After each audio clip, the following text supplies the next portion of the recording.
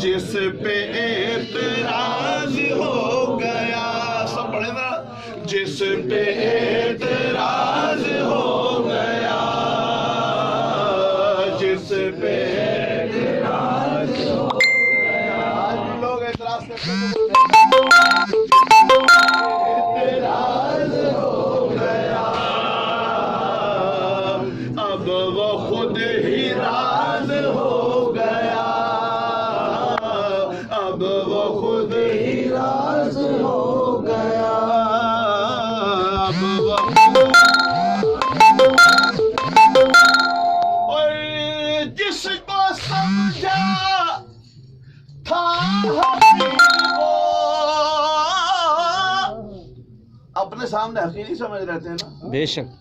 اور جس کو سمجھا تھا حقیر وہ آج کار ساز ہو گیا، آج کار ساز ہو گیا، آج کار ساز ہو گیا، آج کار ساز ہو گیا. جس پہ اعتراض ہو گیا، جس پہ اعتراض ہو گیا، اب وہ خود ہی راز ہو گیا، اب وہ خود ہی راز ہو گیا.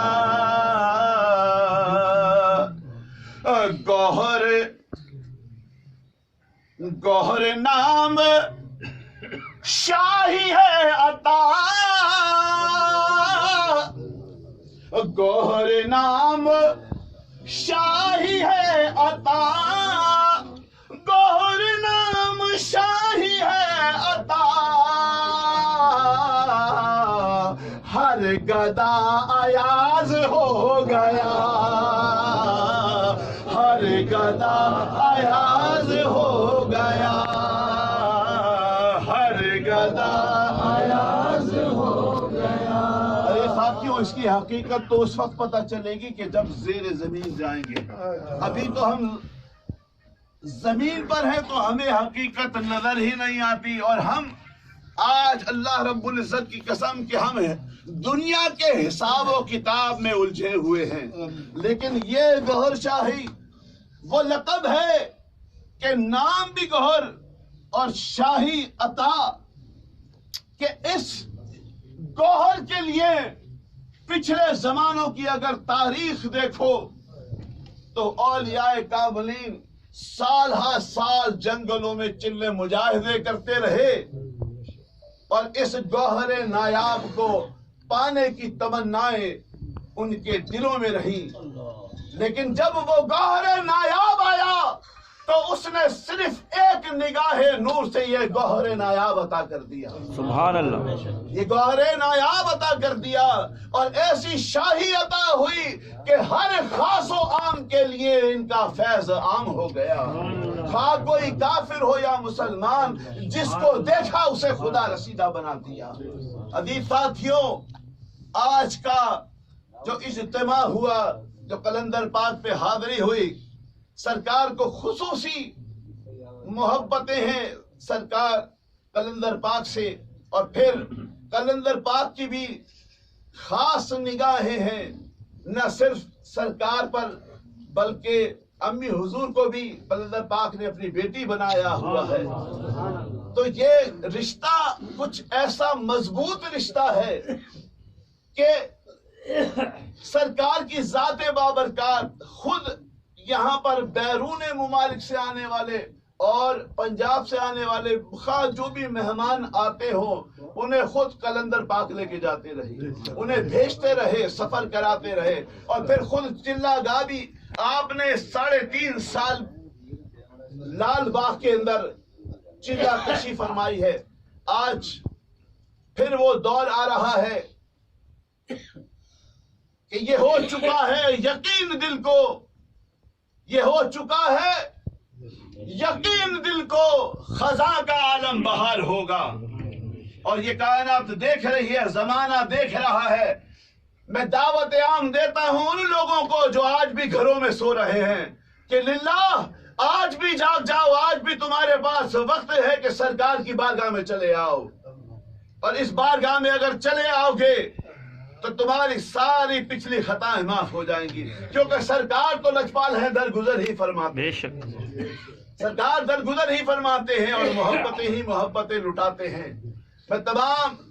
احباب کا شکر گزار ہوں، مشکور ہوں کہ جنہوں نے اس چادر شریف میں حصہ لیا اور جمع ہوئے اہل سندھ کو مبارکباد ہے۔ اور اس کے ساتھ ساتھ ایک بات یہ بھی ضروری ہے کہ جو لوگ اعتراض کر رہے ہیں ان کے اعتراض کا جواب بھی دینا چاہتا ہوں کہ اگر سرکار کی مرضی نہ ہو تو قسم اللہ کی ایسے پروگرام نہیں ہو سکتے۔ بے شک بے شک اگر سرکار کی مرضی نہ ہو تو اس طرح کی محافل نہیں ہو سکتی، جس طرح زمانے نے آج بھی دیکھا کہ لوگ جن درباروں پہ جانے کے لیے گھبراتے ہیں یہ سرفروش ان درباروں میں جا رہے ہیں،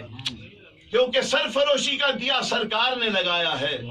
لوگوں کے دلوں کو اس میں ذات سے جاری و ساری کر کے سرفروشی کا سودا عطا فرما دیا ہے۔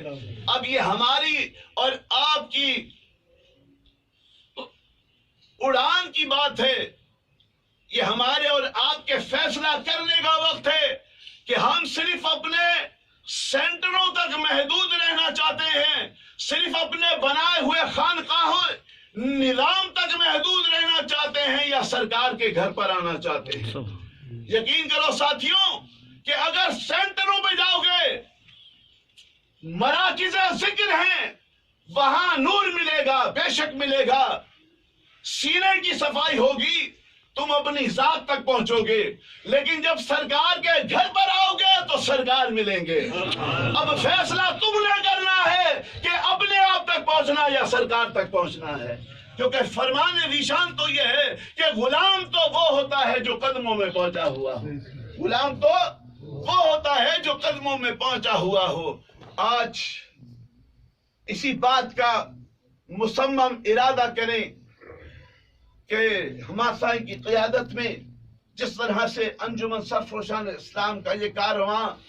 چل رہا ہے، ہم باحسن و خوبی اپنی پوری کاوشیں